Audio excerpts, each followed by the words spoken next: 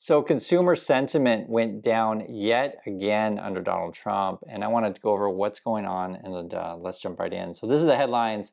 Consumer sentiment fell in September, and that's according to the University of Michigan survey. They do this all the time. And basically, people are worried about jobs, and they're worried about high prices. And in fact, if you put these two things together, be it add up inflation and unemployment, put that together, you have what's called the misery index. And basically, we're all feeling more miserable under Donald Trump. That's what these numbers are telling you.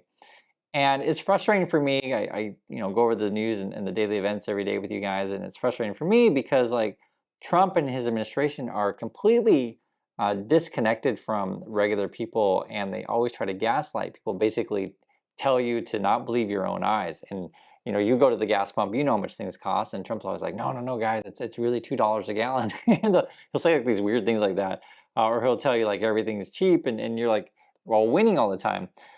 Here's an example, and we have to go over the Trump stuff, and then we'll go over the rest in a moment here. But basically, Trump tweets out pictures with him in his clothes and golf gear, and they'll be like, "Hey, look at our trade program with the tariffs. We're teeing off the golden age." And you're like, "Oh wow, golden age. I guess we're all rich, right?" This is literally their language. And then they're saying we're going to unlock market access for American workers and businesses.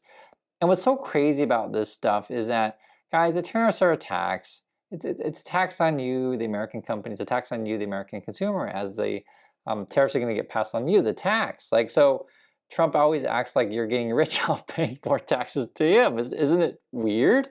And I just shake my head when I see this stuff on a daily basis. He's bragging about going to a golf tournament. Like, it was countless tweets about golf stuff today.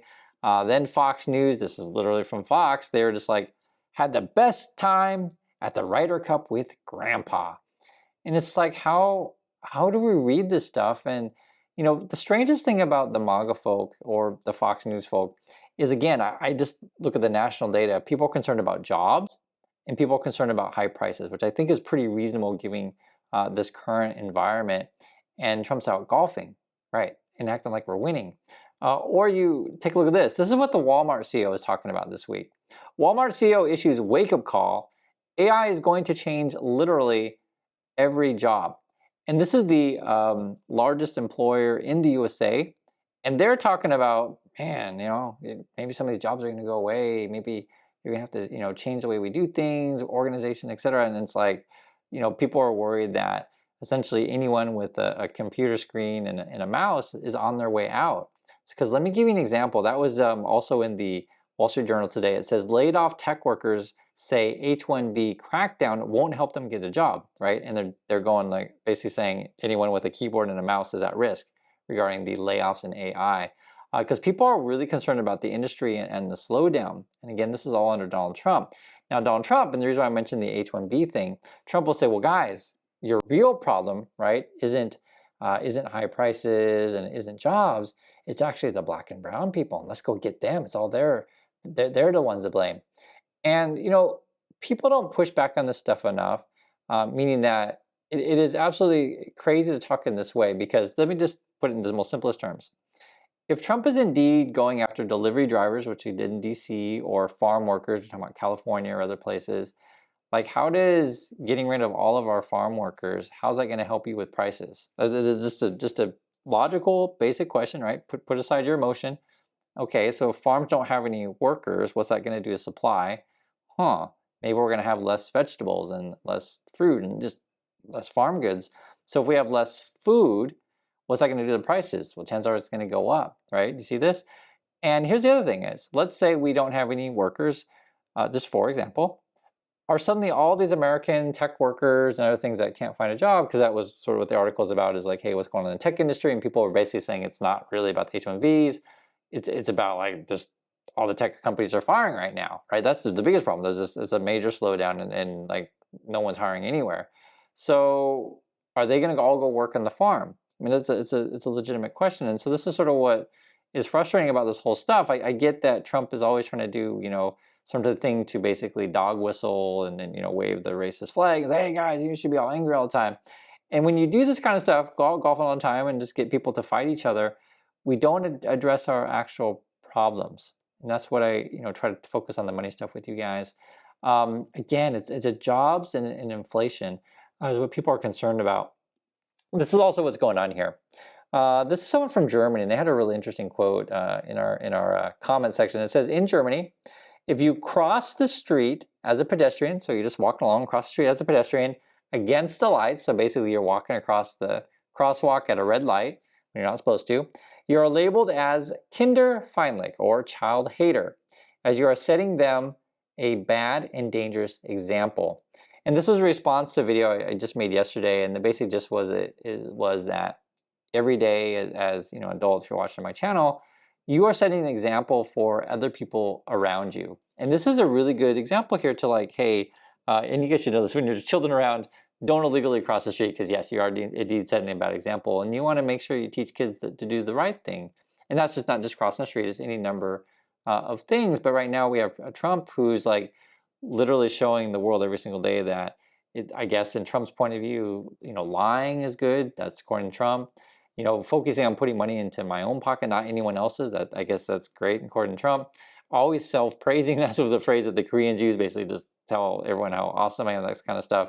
And then just go golfing on weekends while everyone's struggling. It's like really, really frustrating to talk about this stuff.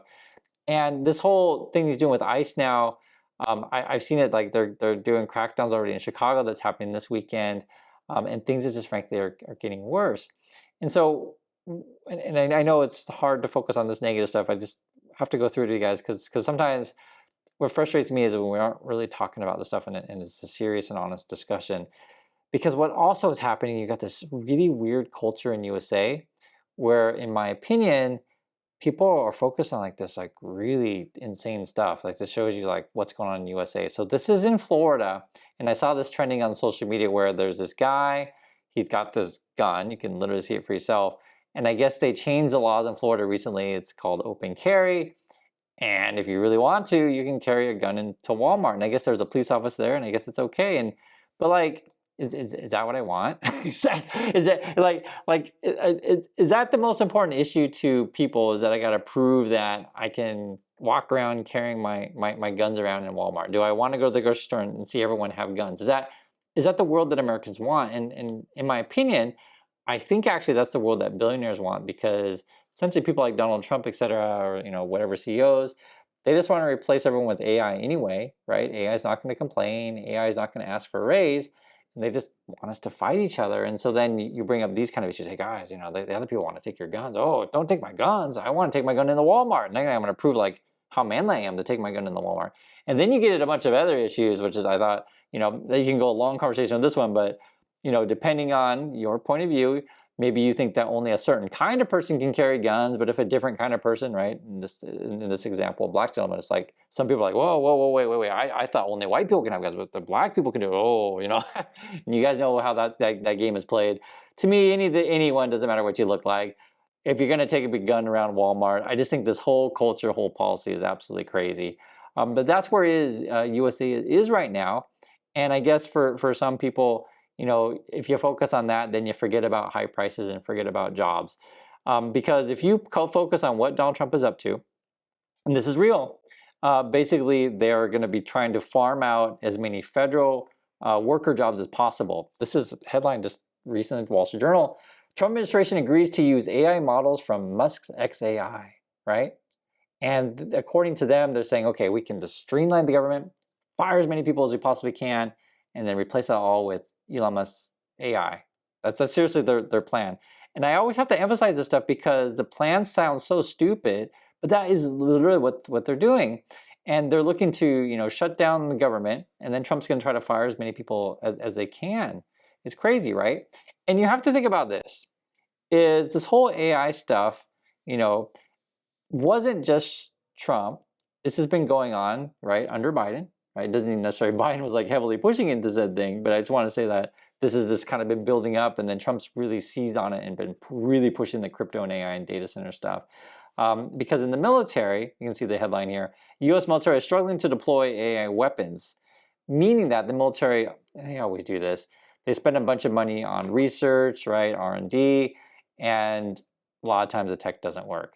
And yet they'll just, dump more money at it. And so what I mentioned, the military thing, or mentioning Elon Musk thing, or jobs, etc., is that the issues that people are really facing, being concerned about high prices and being concerned about jobs, is not being addressed by Trump, right? He's focused on, seriously, replacing all of you with AI. He wants to put as many data centers as he can around the country. Like whenever he talks about investments in the country, he's actually talking about data centers, which is going to take your, your power, go after your water, this sort of stuff. It is a really, really frustrating thing. And then when you get angry about this stuff, he'll just blame it all on farm workers and delivery drivers. This is why the stuff that he says doesn't add up. Now, in my opinion, right, if we are indeed going to, go down this route of everything AI, just for example, at least talk about renewable energies so we at least have enough energy to power all this stuff. But Trump's not about that. He hates renewables, and this is where his policies don't make any sense.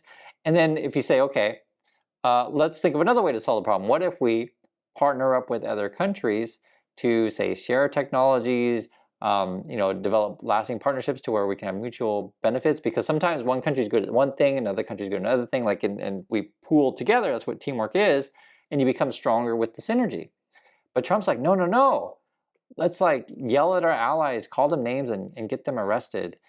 And that's sort of where we're at. So, what I try to do and just have honest conversation with this stuff is tell you what's going on, what people are feeling, what they're concerned about, and then talk about how Trump is not addressing it, because it's just the reality. You can see it.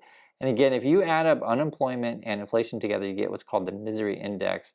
And people, frankly, are more and more miserable. But I do believe, and I can't stress this enough, midterms are coming.